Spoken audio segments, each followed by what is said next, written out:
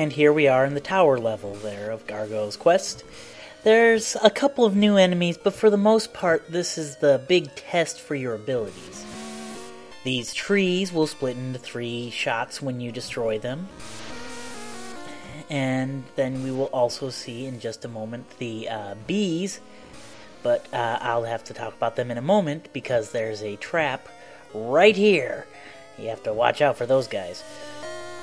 Now bees, there's 2 different types. There's the horizontal ones that just go back and forth, and then the vertical ones, when they line up with your position, jump off their spot and start coming back out right at you.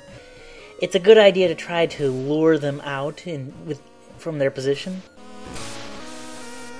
But as you can see, the enemies are really not the main concern here. Like I said, this is really testing your abilities to move and dodge properly.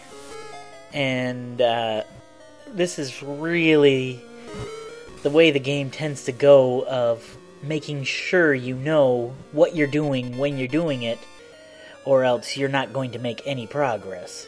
It's really a case of a learning scale for ability.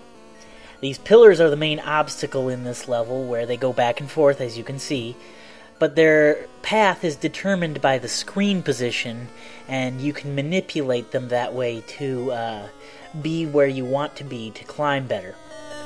You'll see a bunch of items off on the side here. You can, at various points, jump off the side of the tower and collect a bunch of vials and what I believe is one of the only 1-ups you'll see in an action sequence in this game. But, it's really not worth your time, in my opinion. It takes you back down to where those eyeballs on the ramp were, and there's spikes. The game does this a few times, where you'll run into items that are just not worth the trouble of getting them. Here are the debut of the Venus flytraps properly, as opposed to the random encounters we saw last update. They, again, shoot the eyeballs out, and the eyeballs do cause splash damage when they're destroyed, so they're better to just dodge than actually shoot at.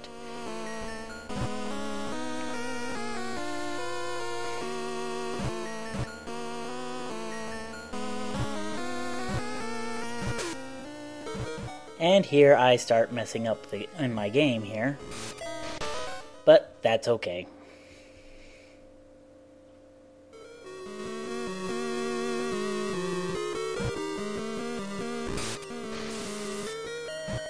Because the checkpoint was not very far, as you can see.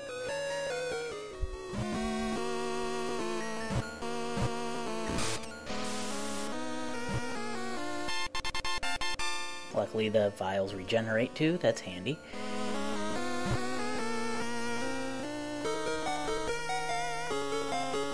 And here we're coming almost to the boss, which is also going to be the one time in this entire game where I think that the level design makes things less fair, and I don't blame my own self if I actually get hurt and or die.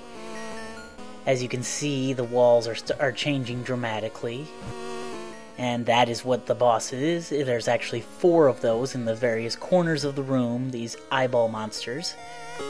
And if they stay on screen for too long, they will shoot a shot directly at your position, and they take 5 hits each to destroy. Due to the nature of the room shape, this is not always easy, and I do think that it is rather poorly designed.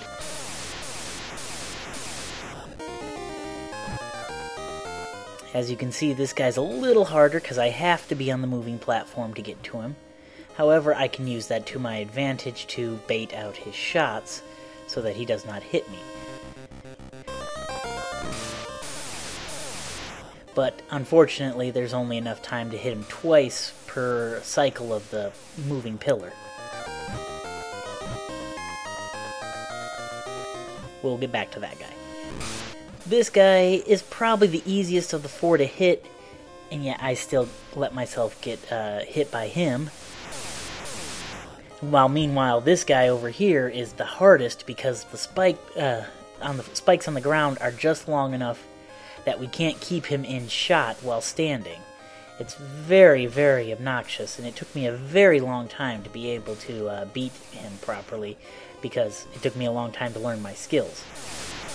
But that is it. He is now dead, and that's the end of the level.